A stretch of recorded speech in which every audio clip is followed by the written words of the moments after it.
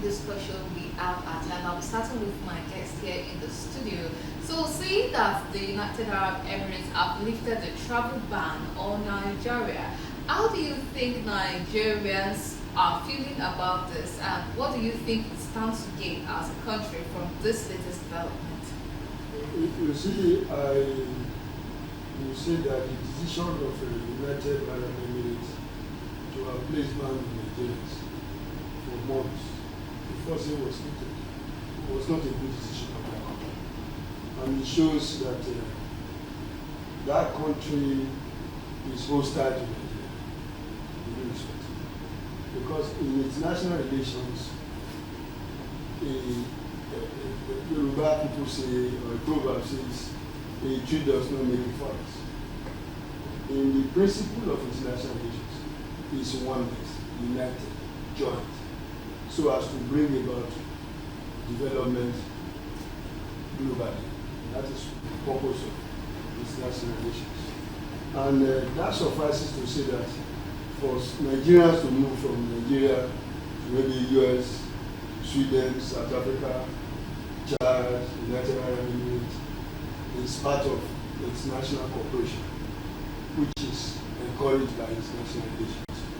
But the fact that some Nigerians must have one way or the other committed crimes that are not acceptable to that country does not mean that the entire Nigerians should be disallowed from visiting that country. The decision of that country was a fair decision for us. And I think the advisors to the government of that country are advised wrongly, which they must have discovered. Because one way or the other, that country, United Arab Emirates, makes millions of dollars from Nigeria every year, from visa application, traveling, and all the rest. So doing that is a loss to them on one side, and on the other side, it's affecting.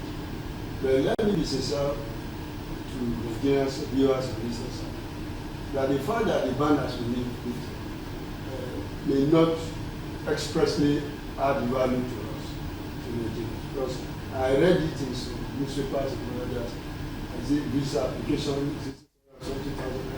Now, if you look at the number of Nigerians that do apply,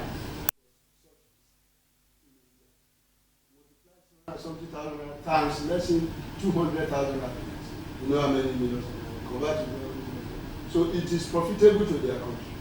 Why to Nigerians? Where you are free to go there for tourism and others, or tourism, commercial transaction, contractual obligations, and some other issues.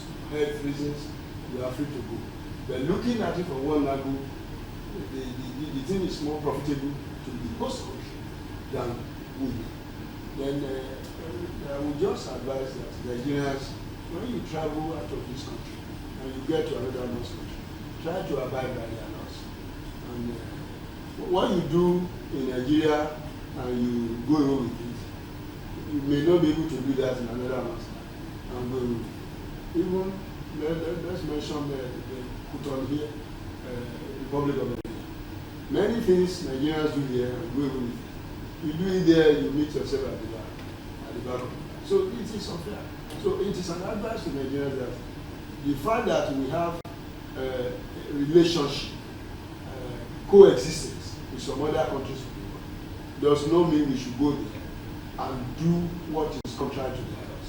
Because one thing that you do in Nigeria, there are people who say let it go. You do it over there, they will ask you to stay.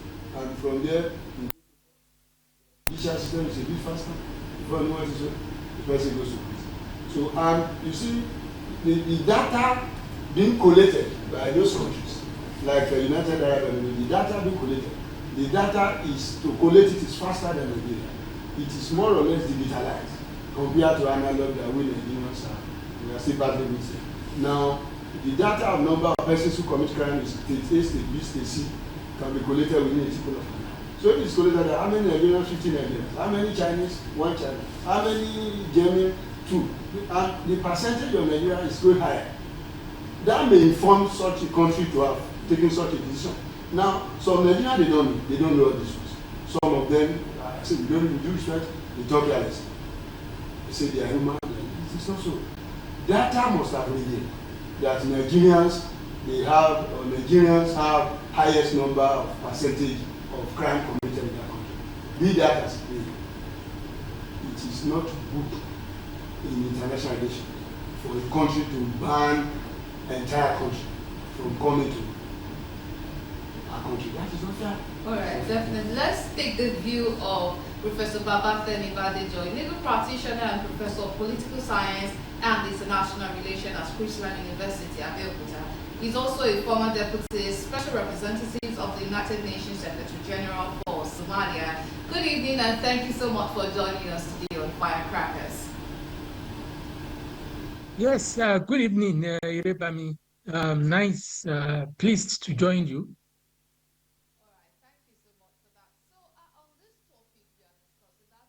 The lifting of ban by the United Arab Emirates on Nigerians. Let us even start. How do you feel about development? What are your thoughts on it? Should it be good news for Nigerians, or is it just one of those news that it is just what it is? Well, I like the way you have put it. I would say that it is just another news or what it is, as you have said, because it's important to note that there are 200 and something countries all over the world, and all these are in interaction. It's not possible for everybody to have relationship because with everybody, people decide as their sovereign right on who they maintain diplomatic relations with. But aside from diplomatic relations, it's the citizen-to-citizen movements that are involved. Apart from citizen to citizen, you do enter into international relationships for trade purposes, and beyond trade purposes are the collaboration between governments, whether it's in furtherance of Nigeria is looking for a post for one of its nationals, and you need the votes of everybody else internationally, or it is the UAE that is wanting to do the same and seeks the support of Nigeria in order to have its citizen occupy specific posts internationally. There are various areas of our relationship with UAE is by far bigger than whether Nigerians go as tourists or whatever and all the rest of it, because when you look at it, we as countries, we are both members of OPEC, meaning some collaboration, negotiation, what would be the quantity of petroleum per day that can be exported by Nigeria into the international system. All these are crucial. But if we now talk about your immediate concern, and that is the visa ban that was clamped on Nigerians in 2022, and in spite of the fantastic relationship of President Muhammadu Buhari with the Gulf states, we couldn't get it lifted. And that raises a number of questions. What should it matter? We go there to spend money. Few of them come here. Now, we use their airline because it's comfortable, price-wise, it is reasonable. For whatever reasons, we came to prefer Emirates, and all that got cut off. As a result of what? As a result of our own domestic situation. We must search for the problems we face and seek to ameliorate them before we start pointing fingers at people outside. It's not what is driving our youths into UAE? What is driving our youths into Yahoo Yahoo and 419 advanced fee fraud? What is driving our youths into drugs trafficking? We must look at all these and think about the reputation of Nigeria when people start to react on Nigerians around the world. It is not just the UAE. Other countries insist that you cannot get e-visa like many countries of the world. You cannot get visa on arrival like many countries of the world. Their embassy, and it takes a long time for their embassy to remit your application home, for them to look at your application and decide whether you are a desired visitor. Because we think that we are so important beyond what we are really worth, because the reputation has been soiled. Now, if your reputation is soiled, people are bound to look at you differently. At one time, the first time I went to the UK in the 70s, I didn't need visa. You just arrived at the airport and they stamped your arrive, and the immigration say, welcome to the United Kingdom. But why? And many countries are still enjoying that. Why has it changed? So if you don't fix the domestic situation that drives your people into wanting to break rules in other people's countries, they will treat us the way we are facing. So I'm trying to suggest that don't look at it in terms of what are the benefits, what are the gains. It's not all this paltry money. We claim to be searching for foreign direct investment. What is that reputation doing to us? It's more important. Nigerians are stealing money here and buying property in Dubai and Abu Dhabi and all other places. Of course, it's good for their economy, but it is a drain on ours. We are unable to control our youth into having a patriotic reaction around the world. But if we can make jobs available, less of the people who are running into other countries will do so. They will stay here. But yes, I see you came back. You want me to continue or? Yes, please go on. Yes. So the long and short of it for me is to calculate and seek how do we address our domestic politics for us to be desirable to other people around the world, for people around the world to want to visit, because it was a one-sided thing. The UAE people are not crying about not being allowed to come to Nigeria, and we didn't suspend visa with them. We are the ones pushing to go there. And that is also because of the situation we face at home that is making all that. They once opened the door to us. I went to the UAE in the 80s. You get visa through the airline, and as you arrive, you go inside. There isn't any headache. But today, you want to go to Egypt, you want to go to Addis Ababa, you want to go to Morocco, you outside of the 15 countries of ECOWAS, and then you add probably another 13 or so. I don't know the exact number now, whether it is 28, where our visas are welcome. Countries like Barbados, Bahamas, in the Caribbean, that in the period of General Gawan, we had helped and did not forget that help. It's hell to get visa to go to South Africa. It's not just UAE. Yes, those ones didn't say ban visa for everybody.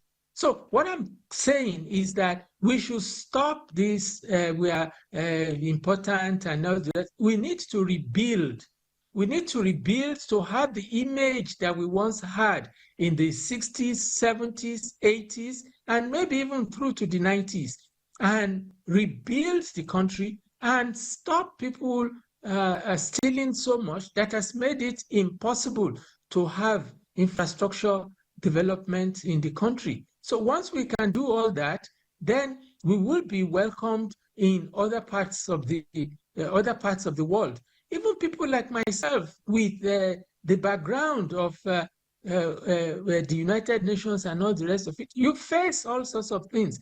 People as high as Wole Soyinka face these sort of situations because they are carrying green, white, green. I'm saying let's not focus on the petty little things about some people being allowed to tourism into Dubai or not, but look at why are we not being welcomed with warm hands in many parts of the world. Yes, somebody said it's just a few of us. That is true. That is true. But maybe we ought to be putting a lot of publicity into those of us who are making and riding the waves internationally and making significant contribution. Take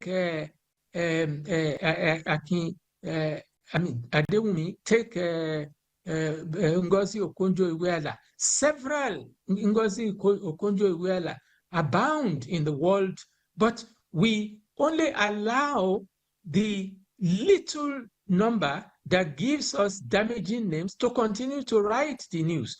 Maybe some countries set about it in a different way. I'm not advocating that could be the answer, but in some countries you cannot go out except you take an exit visa. And the exit visa makes them decide who are desirable and who are likely going to cause them trouble in other parts of the world. We might find mechanisms to screen people. If not for our corruption, the people at the airports can ask some of these people who cause us problems around the world as they're about to leave, what are you going to do? The passport and everything will show whether this is the type of person that has the background so if we don't care and we allow these people and say it's just a few, and those few they started cultism and all sorts of things at the UAE before the UAE clamped down on our people in 2022 and generally banned our visa access. So we have a lot of work to do in terms of the government and the people of Nigeria to ensure that we are welcomed in other parts of the world.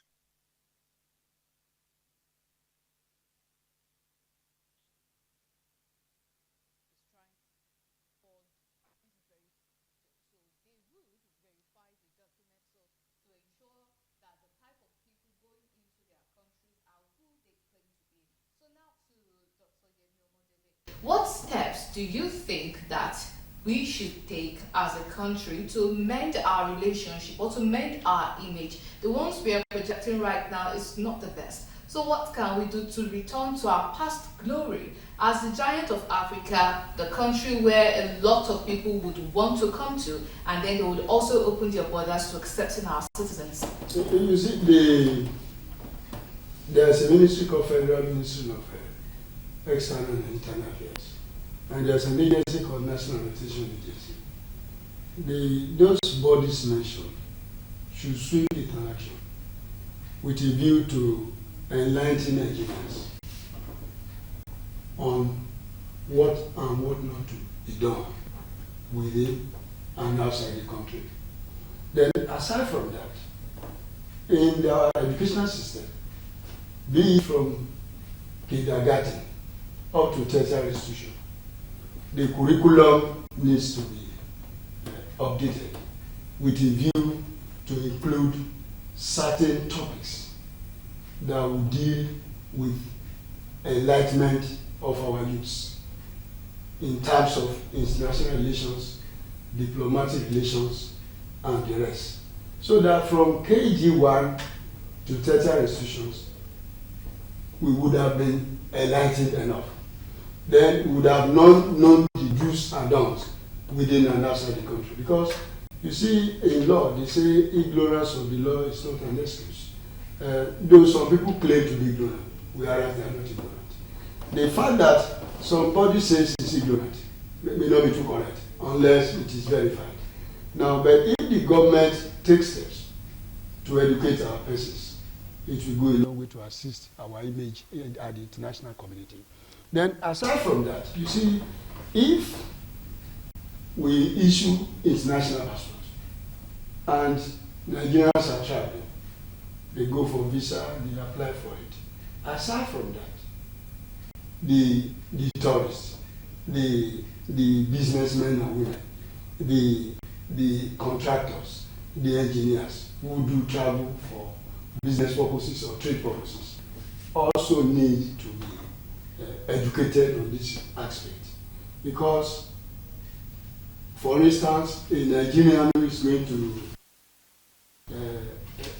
Botswana now is claimed to be going for trade purposes, whereas is trying to smuggle hard drugs to that country.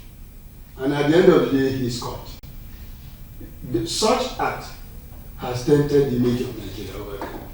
So all these aspects need to be addressed, so that when we get there, we have a place in it. Then aside from that, let's just start with ourselves. In 1960, 1970, 1980, 1990, what was the population of Nigeria? Was there anything like GSM, like computer? What was the percentage of the computers in Nigeria then? Now we are talking of the fact that the world is a global village, good and fine. Now if you marry the two together, from 60, 70, 80, 90, with what is happening today, we are in a jet age. So being a jet age, things are bound to change. So definitely as things are changing, the government also needs to change with the change in order to have perfection.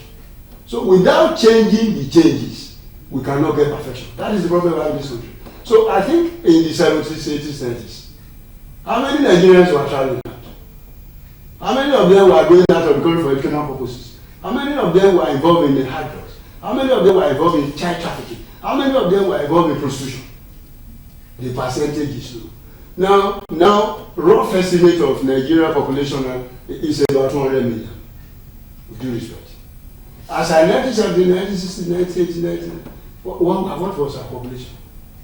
Okay, for instance, what was the population of Lagos at Salem? What was the population of Abeokuta at Salem? But now you are talking of millions in Lagos State. You are also talking of millions in Abeokuta. And that millions, if 3 persons travel in the local government, let's say one goes to America, the other one to Germany, the other one to Russia, and they come back.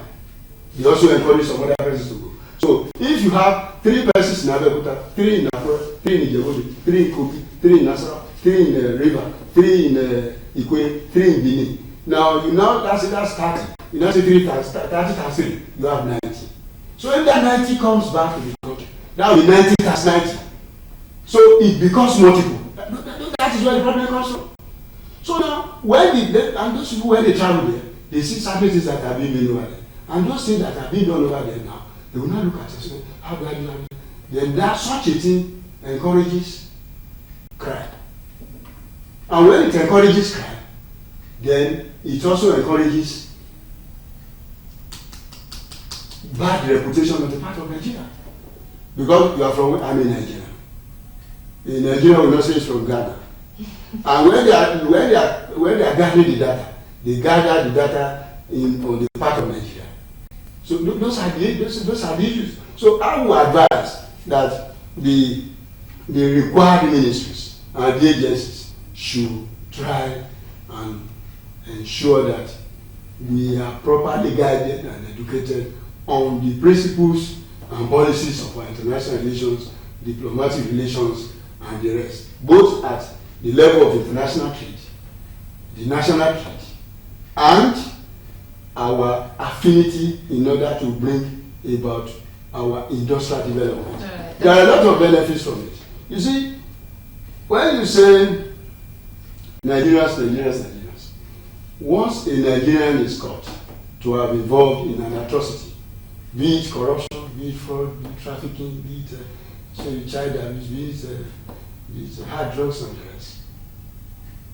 The record goes to Nigeria. And when you hear that the best graduate in Oxford University is in Nigeria, the kudos go to where? It goes to Nigeria. So let us have good records to our side than the bad records. The bad records will not project us well in the international community, but the good records will project us well in the international community. Right, definitely. And then Professor Badijo was saying that we should look at the domestic causes of these things that is making us have bad images to other countries. So